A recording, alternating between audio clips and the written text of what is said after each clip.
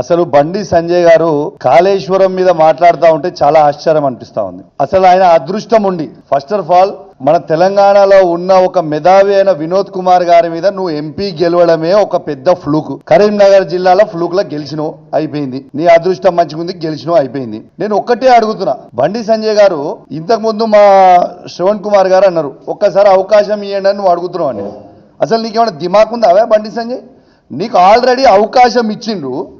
కేంద్ర 2 సార్లు ఎంపీ అయినావు, కేంద్ర హోంమంత్రి అయినావా బాబు. నువ్వు కేంద్ర హోంమంత్రి అయి ఉండి నువ్వు కనీసము కాళేశ్వరం గురించి నువ్వు మాట్లాడుతూ ఉన్నావు.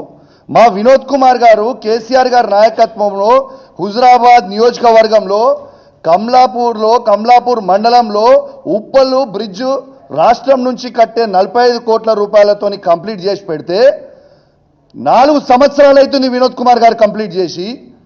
నువ్వు ఎంపీ అయి దాదాపు ఒక టర్మ్ అయిపోయింది, సెకండ్ టర్మ్ అయి ఆల్మోస్ట్ 2 సంవత్సరాలకు వస్తుంది. నువ్వు కేంద్ర హోంమంత్రి ఉండి ఆ మధ్యలో జాయిన్ చేయనికే చేతగాని దద్దమ్మవి బండి సంజయ్. నువ్వు కాళేశ్వరం గురించి మాట్లాడుతున్నావా? నేను